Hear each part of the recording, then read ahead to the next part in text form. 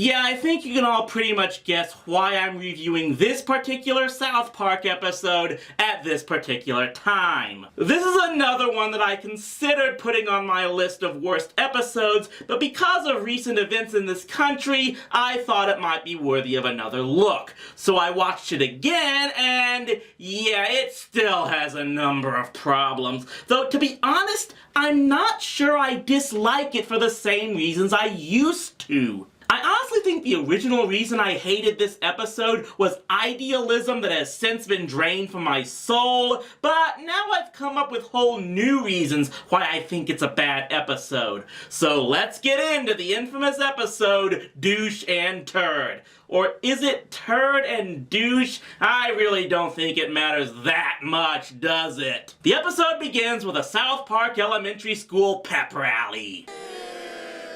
I think us cows have the best school spirit, huh, Mandy? Well, it's probably still better than the spirit at my high school. It's Mooey! Mooey, wave to me! Well, wave to me, Mooey! Better shut the hell up. But then the rally gets invaded by activists from PETA, and amazingly, they don't shoehorn in Pamela Anderson here. Probably because Trey and Matt didn't want to take the time to animate huge boobs. Oh, Jesus, not PETA again. They throw blood on the students and condemn them for having a cow as the school mascot. Yeah, my elementary school mascot was the buffalo. I am so glad PETA wasn't a thing in the early 80s. The cow is a slave. The cow is a commodity to be thrown away by a society gone wrong. You know, this might be funny if it wasn't currently happening in real life. All right, children, I've just been informed that since our school has been attacked by eco-terrorists for the 47th time, we are going to change our school mascot. Geez, you guys couldn't hold out for 50? Now, children, it's not that bad. There's plenty of great new mascots on the sheet to choose from. The Hurricanes, the Blizzards, the Redskins, the Indians. But aren't Indians and Redskins just as offensive? No, those are fine. PETA doesn't care about people. And PETA didn't threaten legal action against the show either. The number of groups with more tolerance than the Scientologists is amazing. So they get a list of potential mascot names, but Kyle and Cartman both get another idea. We should secretly go around and tell all the students we can to not check any of the mascots on the selection sheet, and instead write in Giant Douche. We should secretly go around and tell all the students we can to not check any of the mascots on the selection sheet, and instead write in Turd Sandwich. Turd Sandwich isn't better than Giant Douche. It's only about 1,000 times better, am I right, guys? What's funnier, Giant Douche or a Turd Sandwich? Oh, you're just saying that because I broke your cat's leg last week. And was responsible for probably 1/3 of your deaths. There will now be a school-wide vote between the top 2 nominations. So here's the first most requested candidate, a giant douche. Y'all ready for this? And now your second nominee, Turd Sandwich. Who let the dogs out? Who let the dogs out? All right, Turd Sandwich! Cartman, what the hell? Giant douche sucks. Okay, seriously guys, what's the difference? You could tell them to pick either one, and regardless of which one wins out, your ultimate goal is accomplished. Oh, right, it's because Kyle has this massive inferiority complex where he can't allow Cartman to win anything. Look, I am not trying to be an Eric Cartman defender here, but I really don't think Kyle gets enough criticism for being just as much, if not more of a prick than Cartman at most times. Regardless of that little rant, that's among the big things that begin to tick me off about this. It looks like there was the really good potential to have an episode challenging the overly sensitive in the PC culture by giving in to their demands, only to bring in something that's even more offensive to mainstream society. It would have been a great example of how when you try to give in to censorship, the result usually turns out worse. But no, this whole thing gets buried in favor of the real theme of the episode, the question of whether or not you should exercise your right to vote when you aren't given any choices that you really want to vote for. That's what ultimately goes on here. Stan doesn't like any of these two choices, drawn largely by the fact that he clearly thinks the mascot shouldn't be changed at all, so he refuses to vote. And the town's response to that is less than accepting. We have got to make Stan understand the importance of voting, because he'll definitely vote for our guy. See what I mean? Kyle pretty much is a giant douche in this episode. I mean, we expect this kind of stuff from Cartman, but with Kyle, who is usually supposed to be the voice of morality in this show, he just comes off as even more of a selfish prick. And it actually just makes us want to side even more with Stan. And yes, apparently we're not supposed to side with Stan, as evidenced even further when his own family turns against him. Did you just say that voting is ridiculous? No, I think voting is great, but if I have to choose between a douche and a turd, I just don't see the point. You don't see the point. Oh, you young people just make me sick. Stanley, do you know how many people died so you could have the right to vote? 0, because he doesn't have that right to vote yet for, I believe, another 8 years. You calling me ignorant? If you think the school mascot should be a turd sandwich, you're not exactly Einstein. I am sick of you belittling my opinion, you son of a bitch!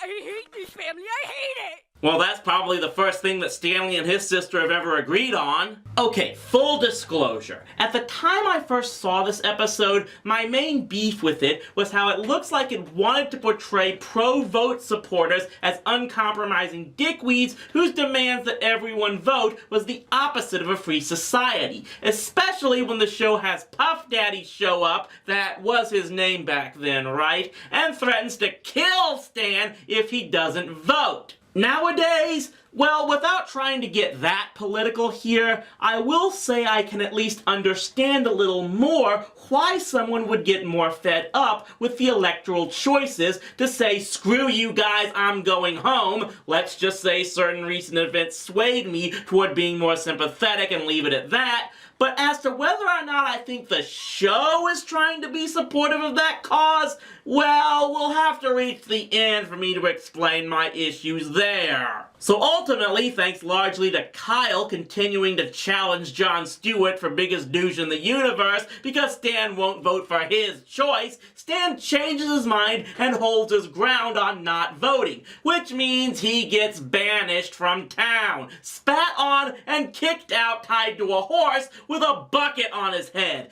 Even his father and Kyle do this. Wow, you guys are absolute assholes. You know what?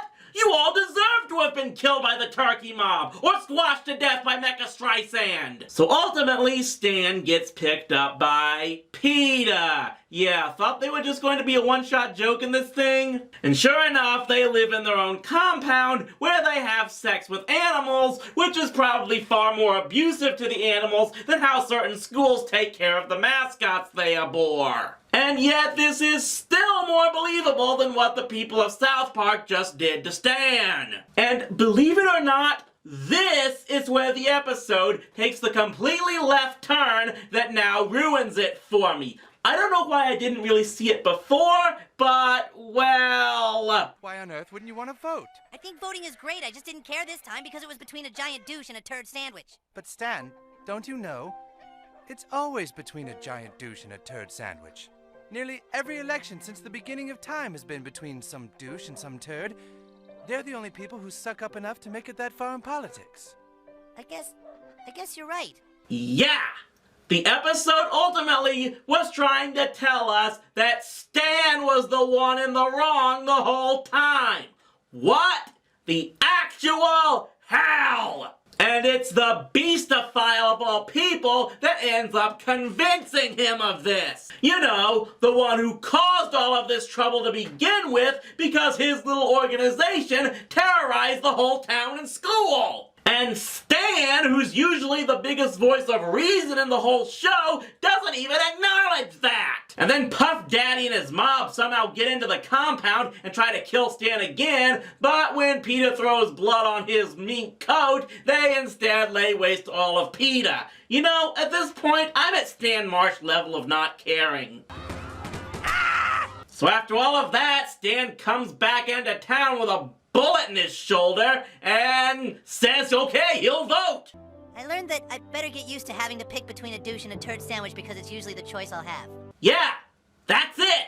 Stan caves in! And he votes for Turd Sandwich! They don't even go with a third-party joke in this thing, where Stan maybe says screw you to the electorate and votes to put the cow mascot back! He just says, fine, you all win! And the show acts like he's done the right thing, doing some whole bullcrap song about Stan seeing the light or some garbage, and how now everyone can accept and love him again, and you know what?